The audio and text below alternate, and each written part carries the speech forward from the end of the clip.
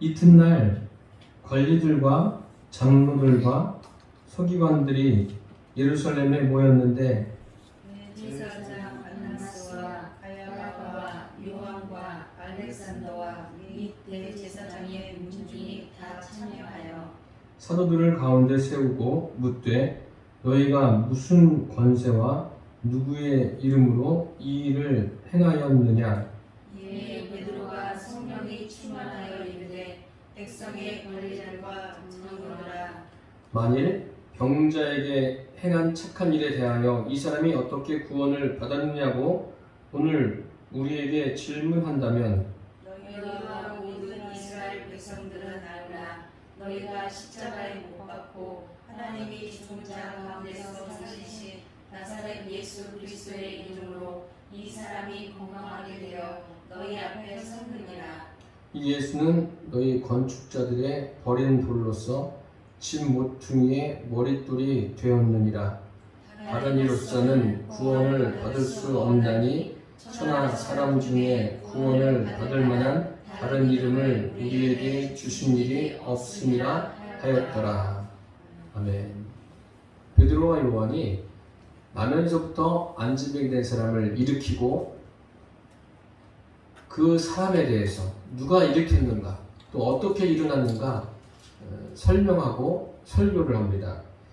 3장 16절에 보니까 그 이름을 믿음으로 그 이름이 너희가 보고하는 이 사람을 성하게 하였나니 예수로 말미암아 난 믿음이 너희 모든 사람 앞에서 이같이 완전히 낫게 하였느니라. 예수 그리스도를 믿는 믿음으로 그 사람을 일으켰다. 그리고 그 예수는 너희들이 십자가에 못 박았고 하나님께서 그를 십자가에서 무덤에 장세된 예수님을 부활케 하셨고 또 예수님에게 주와 그리스도가 되는 권세를 주셨다. 이렇게 설교를 합니다. 예수님의 부활도 전하고 예수님이 어떤 분이신가 전할 때 그 제사장들과 성전 맡은 자들과 사두개인들이 와서 듣고 있다가 참 굉장히 불편하게 여겼죠. 그래서 그들을 가둡니다. 가두고 그 다음날 어떤 일이 벌어졌냐면 그들을 위한 재판이 벌어진 거예요. 재판하는 기관이 뭐냐면 산헤드린 공회예요. 유대인들의 최고 의결 기관입니다. 그러니까 그 자리에 모인 사람들은 어떤 사람입니까? 유대의 지도자들이에요. 그 이스라엘을 이끌어가는 사람들. 그러니까 보통 사람들이 아니죠. 그 사람들이 지금 베드로와 요한을 재판하려고 법정에 세웁니다. 세우는데 그 자리가 어떤 자리냐면 본디오 빌라도가 이스라엘은 로마의 식민지지 않습니까? 그러니까 예수님을 재판할 때도 본디오 빌라도가 그곳에서 예수님을 십자가에 못 박으라고 내준 겁니다. 그 자리예요. 그 자리에 누가 섰냐면 베드로와 요한이 서게 되었습니다. 오늘 말씀해 보니까 그럼 베드로와 요한이 섰는데 여기 대제사장 안나스와 가야바 이렇게 되어 있는데 안나스는 주후 5년부터 18년까지 대제사장을 했습니다. 그리고 가야바는 안나스의 사위예요. 그는 18년부터 36년까지 대제사장을 했습니다. 그러니까 장인과 사위가 대제사장을 한 기간이 합치면 한 30년이 넘는 거예요. 그리고 그 후로도 이 가문에서 대제사장을 한 사람들이 있습니다. 요한과 알렉산더가 기록되어 있는데 이 사람은 언제 대제사장을 했는지 정확하게 알 수는 없습니다. 그리고 대제사장들의 그 문중이 다 참여했다고 했어요.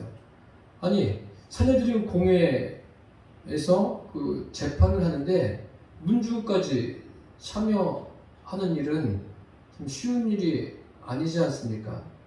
그런데 문중이 참여했다는 것은 뭐냐면 그만큼 여기에 기록된 이 안나스와 가야바의 그 어떤 힘, 권력 그것이 막강했음을 우리는 알 수 있습니다. 그럼 문중들이라면 누구냐면 종들까지 참여한 거예요. 그럼 생각해 보세요. 종들이 참여했는데 어떤 종들이 참여한 거예요? 그 종들 중에는 베드로가 예수님을 모른다고 부인할 때 그 자리에 있었던 종들도 있는 거예요. 그럼 왜 데려왔을까요? 그들을 데려옴으로 해서 베드로를 더 위축하게 만드는 거예요. 봐라, 내가 예수님을 모른다고 부인할 때 그것을, 그 현장을 목격한 종들도 여기 있지 않느냐? 암묵적인 그러한 이야기를 하고 있는 거예요. 그러니까 어떻게 해서든지 베드로와 요한을 위축되게 만들려고 이 재판이 벌어진 겁니다.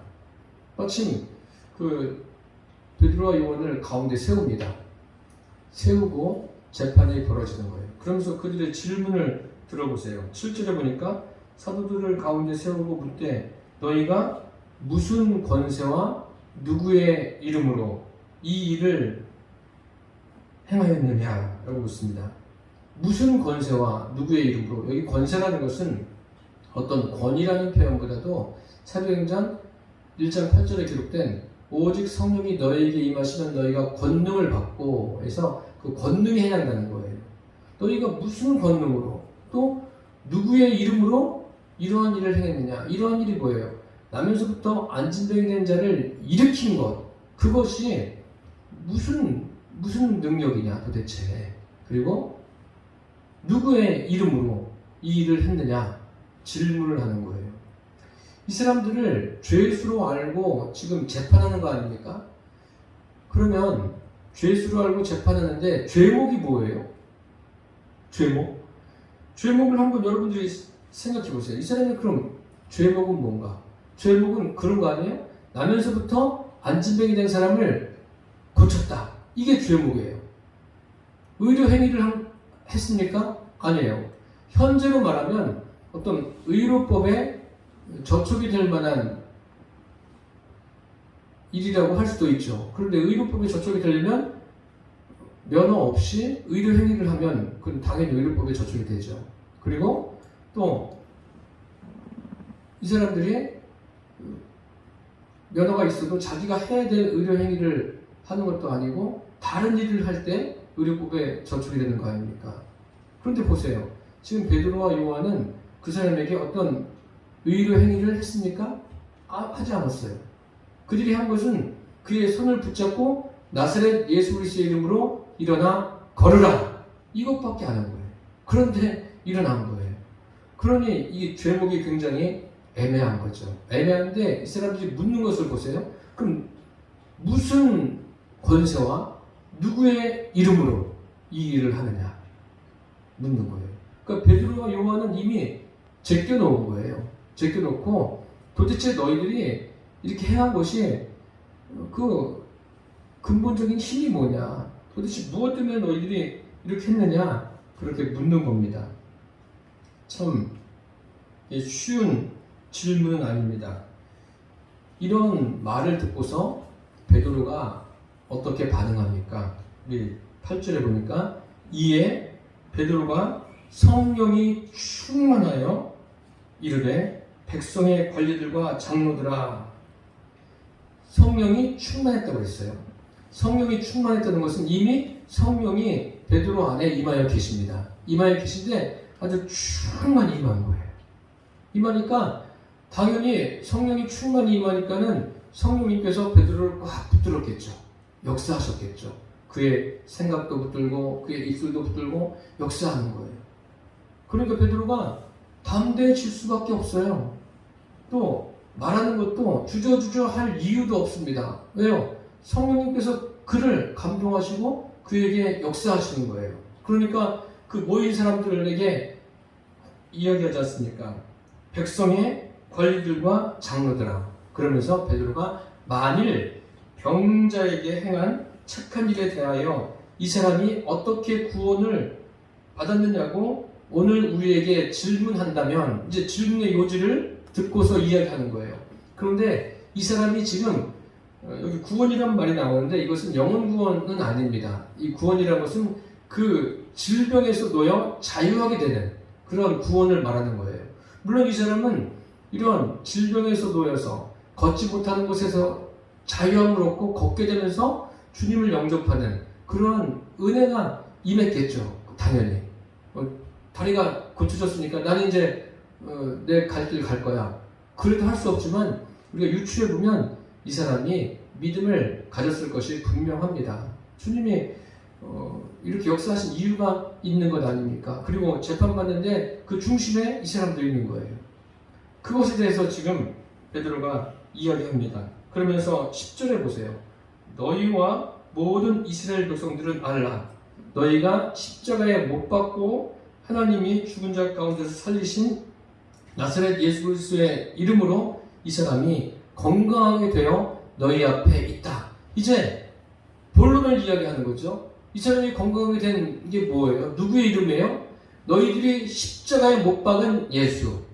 그 예수를 하나님이 살리셨고 그 살리신 예수, 나사렛 예수 그리스도의 이름으로 이 사람이 건강하게 되었고 너희 앞에 있다 라고 말하는 거예요.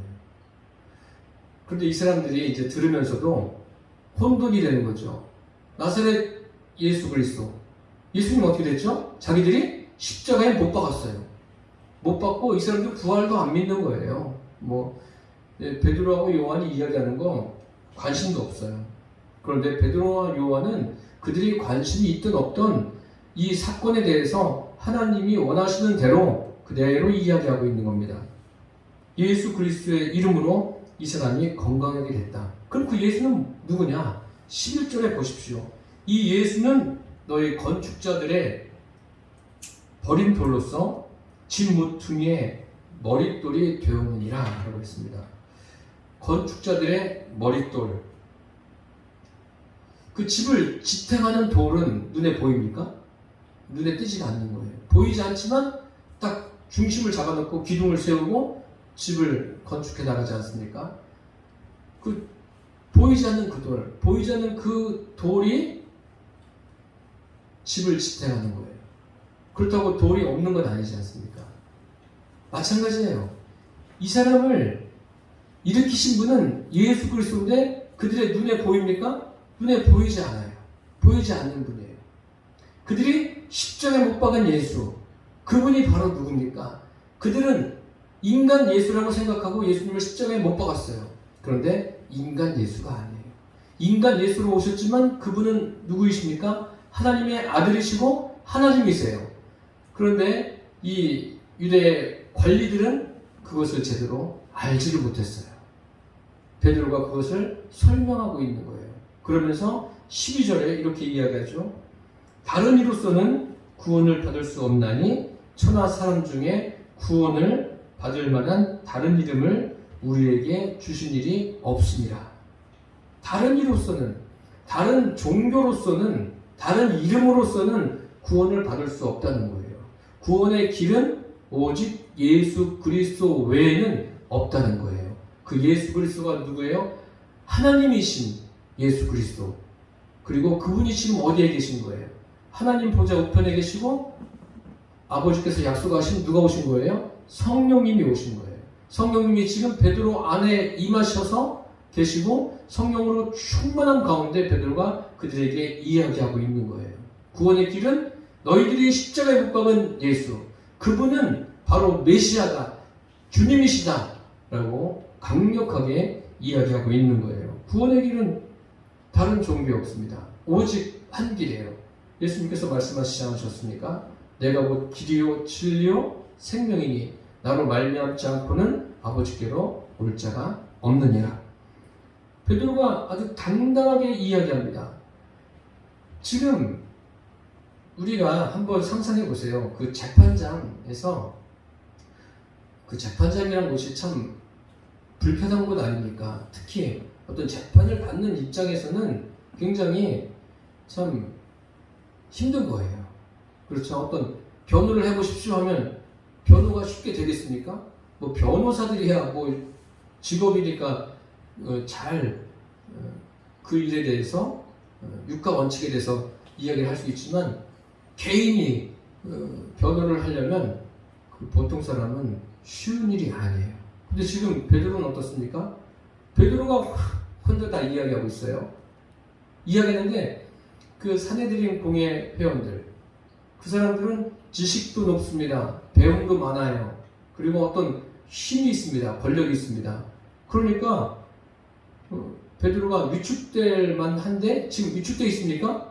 전혀 그런 기색이 없어요. 베드로가 아주 담대하게 그리고 당당하게 자기가 할 이야기를 명확하게 말하고 있습니다. 이것이 무엇 때문에 가능한 겁니까? 성령 충만하기 때문에 가능한 거예요.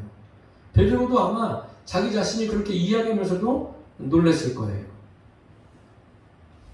그럼 그 다음에 어떤 일이 벌어질까요? 우리 13절부터 22절까지 한 절씩 교독하시겠습니다. 그들이 베드로와 요한이 담대하게 말함을 보고 그들을 본래 학문 없는 범인으로 알았다가 이상히 여기며 또 전에 예수와 함께 있던 줄도 알고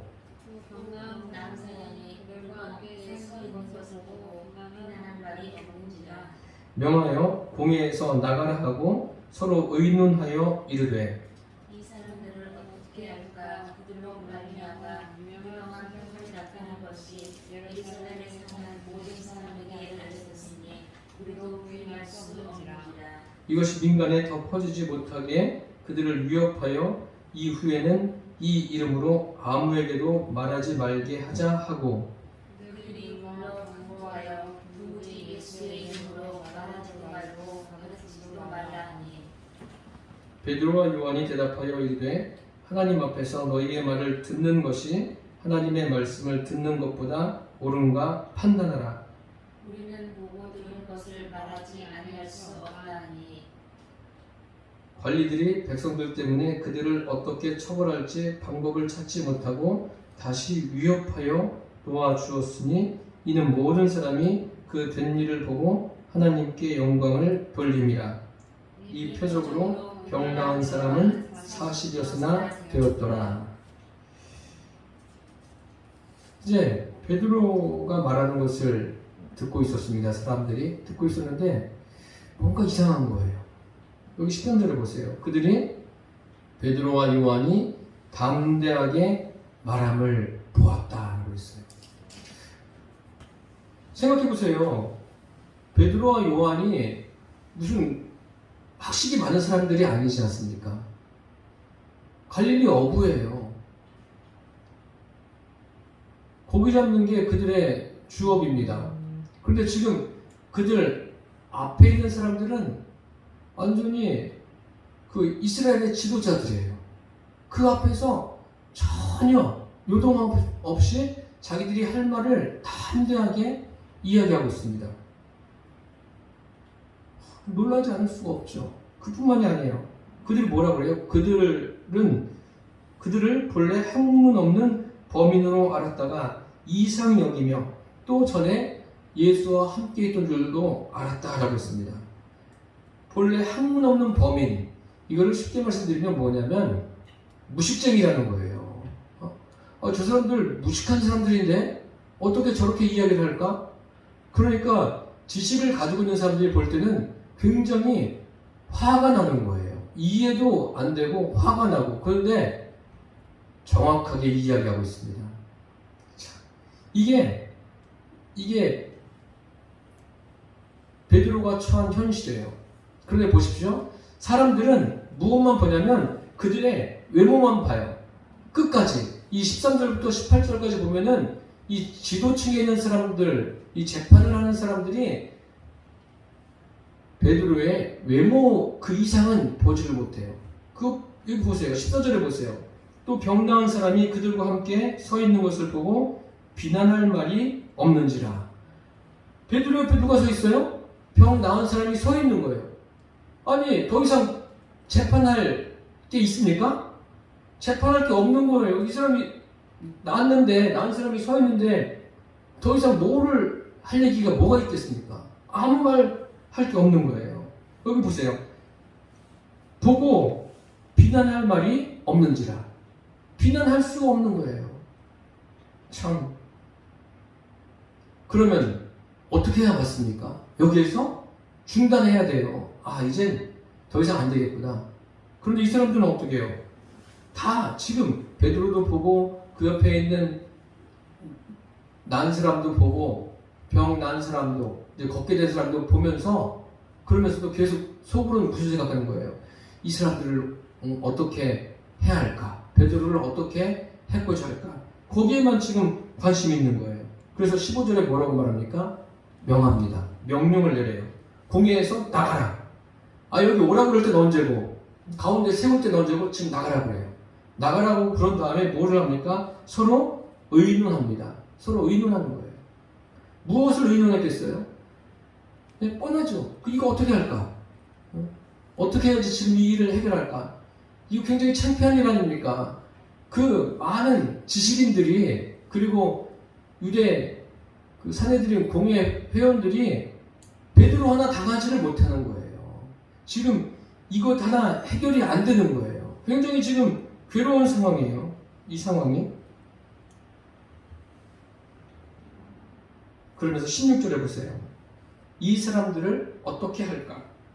관심이 이제 어떻게 할까? 거기만 관심이 있는 거예요.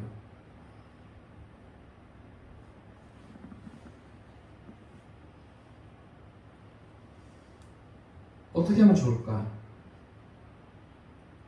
그래서 그들로 말미암아 유명한 표적 나타나는 것이 예루살렘에 사는 모든 사람에게 알려졌으니 우리도 부인할 수 없는지라. 자기들도 뭐예요? 갈수록 태산해요. 아무리 생각해봐도. 그렇잖아요. 이 사람은 나면서부터 안진병이에요. 40년 동안. 그런데 일어났단 말이에요. 그런데 더 이상 무슨 재판이 필요하고 무슨 말이 필요하겠어요. 자기들도 눈으로 본 거 아니에요. 확인한 거 아니에요. 부인할 수 없다 라고 말하지 않습니까? 그런데 이 사람들이 궁리 끝에 어떤 제안을 합니까? 17절에 보세요. 17절 같이 읽어보겠습니다. 이것이 민간에 더 퍼지지 못하게 그들을 위협하여 이후에는 이 이름으로 아무에게도 말하지 말게 하자 하고 결론을 내렸어요. 결론을 내린 거예요. 어떤 결론이에요? 이제는 지금 안 사람은 안 사람이고 더 이상 민간에 퍼지지 못하게 하자. 퍼지지 못하게 하자. 막자는 거죠. 그래서 생각해 보셔요. 지금 사도행전은 성령님이 사람들 안에 내주하기 시작했어요. 성령의 역사가 일어나는 거예요. 하나님이 하시고자 하는 일을 펼쳐나가시는 거예요. 지금 누가 막으려고 합니까? 사내들인 공회 회원들이 막으려고 해요. 이게 막는다고 막혀집니까? 사람이 하나님이 하시는 일을 막는다고 막을 수가 있습니까? 막을 수가 없어요. 성경을 읽어보세요. 사람이 마음으로 자기의 길을 계획할지라도 그 걸음을 인도하시는 분은 여호와시니라. 하나님은 하나님이 계획하신 바를 이끌어 가시는 거예요. 우리의 인생 여러 가지 어떤 계획을 세우고 다 필요해요. 필요하지만 우리의 인생도 누가 주관하고 계시는 거예요? 하나님이 주관하시는 거예요. 내가 계획한 대로 가는 게 아니라 하나님의 뜻대로 내 인생도 사라지는 거예요. 내가 이렇게 살아야 되겠다가 아니라 주님이 원하시는 대로 날마다 그것을 알고 저와 여러분이 그 길로 따라가기를 바랍니다. 그런데 여기 보세요. 이 관리들, 장로들 참 답답하지 않습니까? 이게 인본주의예요. 자기들의 생각대로, 자기들이 가지고 있는 지식으로, 경험으로 지금 이 일을 해결해 나가려고 합니다. 얼마나 답답한 거예요. 이게 참 어리석은 짓입니다. 더 퍼지지 못하게. 그래서 어떻게 하겠다는 거예요? 그들을 위협해서 이 이름으로 아무에게도 말하지 말게 하자. 그래서 그들을 부릅니다. 불러서 경고하죠. 18절을 보니까 도무지 예수의 이름으로 말하지도 말고 가르치지도 말라. 얼마나 근엄하게 이야기했겠습니까? 그럼 여러분 같으면 어떻게 하시겠어요? 이런 말을 들으면 이러다간 내가 제명에 못 살겠다. 중단해야 되겠다. 그런 마음도 들 수도 있겠죠. 상황에 따라서는. 그런데 베드로가 복음서의 베드로라면 아마 도망갔을지도 몰라요. 중단했을지도 몰라요. 그런데 베드로가 뭐라고 말하는지 보십시오. 19절 보세요. 베드로와 요한이 대답하여 이르되 하나님 앞에서 너희 말을 듣는 것이 하나님의 말씀을 듣는 것보다 옳은가 판단하라. 먼저 베드로와 요한이 뭐라고 그래요? 우리는 지금 하나님 앞에 있다. 하나님이 눈에 보입니까? 안 보여요. 안 보이는데 보이는 것처럼 이야기하고 있습니다. 이 사람들은 예수님을 십자가에 못 박을 때도 예수님을 인간 예수로만 본 거예요. 그 안에 하나님이 계신 것을 보지를 못했어요. 지금 베드로가 이야기하는데 누구로 보는 거예요? 저 무식쟁이 베드로 아니야? 갈릴리 어부 아니야? 그거 이외에는 안 보여요. 그들 안에서 역사하시는 성령님이 그들에게 보일 리가 없죠. 보일 리가 없어요. 안 보이는 거예요. 지금 계속해서 안 보이는 거예요. 안 보이니까 자기들이 궁리에서 위협했어요. 이제 이렇게 위협하면은 이 사람들이 겁을 먹고 안 하겠지. 그렇게 생각한 거예요. 그런데 베드로가 뭐라고 해요? 우리는 지금 하나님 앞에 있다. 한번 너희들도 생각해봐라. 하나님 앞에서 너희 말 듣는 것이 옳은가? 하나님 말씀 듣는 것이 옳은가? 판단하라. 이것에 대해서 판단해 보라는 거예요. 그러면서 우리는 보고 들은 것을 말하지 아니할 수 없다라고 말합니다. 보고 들은 것을 이야기하는 거예요. 얼마나 멋집니까? 이게 뭐예요? 베드로에게 어떤 능력이 있는 것이 아니라 베드로에게 성령이 임한 결과입니다. 그리고 성령 충만하니까 베드로가 그들 앞에서도 하나도 흔들림이 없어요. 위축되지 않아요. 요동하지 않습니다. 담대하게 하나님이 원하시는 바를 전합니다. 이 일이 어떻게 되어졌고 우리는 당신들이 위협을 해도 그 위협에 흔들리지 않는다. 우리는 하나님 앞에서 보고 들은 것을 전한다. 이렇게 이야기하는 거예요. 얼마나 믿기 싫으면 복음서에 보세요. 예수님께서 그 귀신 들린 자를 쫓아내지 않습니까? 그러니까 그걸 보고서 분명히 봤어요. 얼마나 신기하고 놀랍습니까? 근데 바리새인들이 뭐라고 해요? 이거는 귀신의 왕 바알세불을 힘입어서 이 일을 한 것이다. 믿기 싫으면 믿지 말지. 그렇게 구실을 대가지고 이야기할 게 뭐가 있습니까? 이 사람들도 마찬가지예요. 베드로 겉모양만 보이는 거예요. 우리는 사람을 볼 때 물론 우리가 육신을 입고 있기 때문에 그 사람의 영적인 게 보이진 않죠. 특별한 어떤 하나님께서 은사를 주셨다면 그런 사람은 이렇게 보이는 경우도 있다고 합니다. 그런데 대부분은 그렇지 않아요. 그렇지 않은데 저와 여러분이 그 사람의 그 중심을 볼 수 있는, 외모가 아니라 중심을 볼 수 있는 눈이 열려지기를 바랍니다. 주님 앞에 그런 부분도 구하시기를 바랍니다. 베드로가 그렇게 이해하는데도 이 관리들은 베드로만 보는 거예요. 그 겉모습만 보는 거예요. 참 답답하기도 하고 안타깝기도 합니다.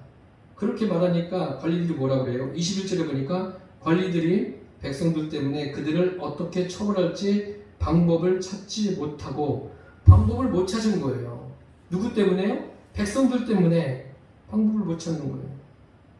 참 답답한 거죠. 네. 그리고 또 어떻게 해요? 찾지 못하니까 다시 위협하여 놓아줬다고 했어요. 다시 또 위협한 거예요. 그럼 베드로하고 요한에게 위협이 됐겠습니까? 이 사람들은 어떤 사람들이냐면요, 사람을 어떤 문제가 있을 때 죽이면은 없애버리면 해결될 거라고 생각합니다. 여러분, 삶의 어떤 그 인간관계 속에서 문제가 생길 때 그 상대방을 해치면 또 상대방이 없어지면 문제가 해결될까요? 안 돼요. 안 되는 게 성경에 그대로 나와 있어요. 제가 몇 가지만 말씀드리면, 그 대표적으로 가인과 아벨을 보세요.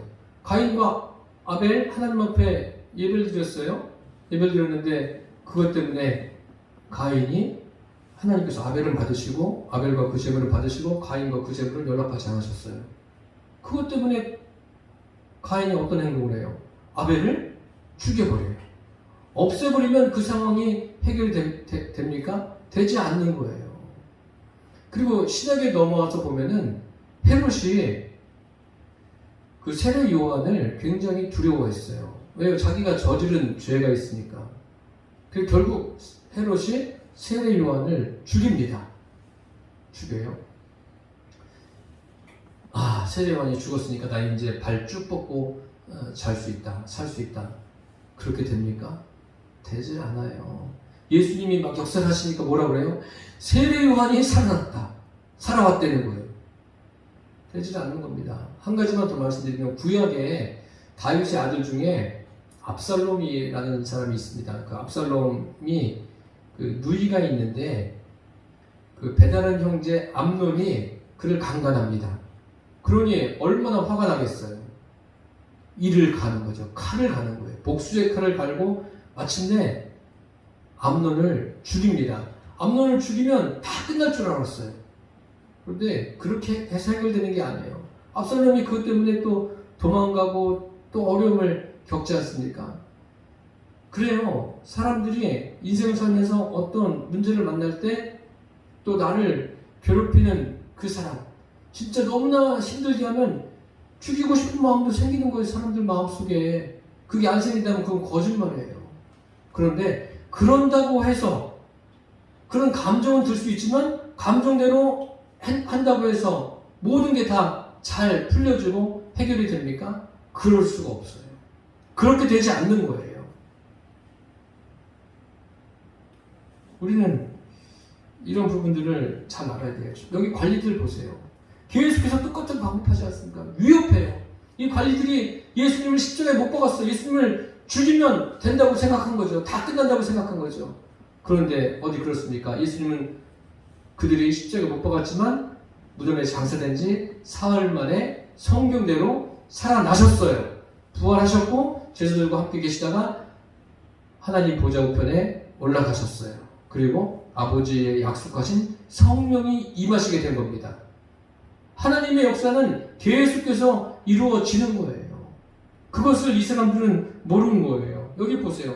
다시 위협하여 놓아주었는데 모든 사람들이 이렇게 된 일을 보고 어떻게 합니까? 하나님께 영광을 돌렸다라고 말하고 있습니다. 사랑하는 성도 여러분, 우리가 하루하루 일상을 살아갑니다. 그 살아가는 일상이 내가 지금까지 이렇게 살아왔으니까 또 살아가야지 그렇게 사는 것이 아니라 매일같이 내 안에 계신 성령님과 동행하며 살게 되기를 바랍니다. 할 수만 있으면 성령 충만함을 주님 앞에 구하십시오. 성령 충만함은 성령의 영이 내 안에 임하여 계신 그분으로 충만한 것이고 하나님의 말씀이 충만한 거예요. 이렇게 살아간다면 여러분들의 직장생활, 또 인간관계, 여러분들이 하는 모든 일 가운데 성령님께서 여러분들에게 개입하시리라 믿습니다. 그래서 여러분들의 길을 지도해 주시고 인도해 주시고 앞길을 열어주십니다. 그래서 저와 여러분도 항상 성령 충만해서 성령의 인도함을 받음으로 믿음이 성숙하게 되기를 예수님의 이름으로 축복합니다. 기도하겠습니다. 살아계신 주님, 베드로와 요한이 법정에 섭니다. 그들은 아무것도 두려워하지 않습니다. 두려워하지 않고 그들이 해야 될 말을 담대하게 전합니다. 인본적으로 그들이 하는 것을 막는 사람들을 향해서 하나님 앞에서 너희 말 듣는 것이 옳은가? 하나님 말씀 듣는 것이 옳은가? 판단하라 라고 일침을 가합니다. 주님, 그렇게 할 수 있었던 것은 그들에게 성령이 계시고 성령 충만했기 때문에 이렇게 된 줄 믿습니다. 아버지, 이 자리에 있는 우리 모두에게 성령 충만함을 더하여 주옵소서. 예수님의 이름으로 기도드립니다. 아멘.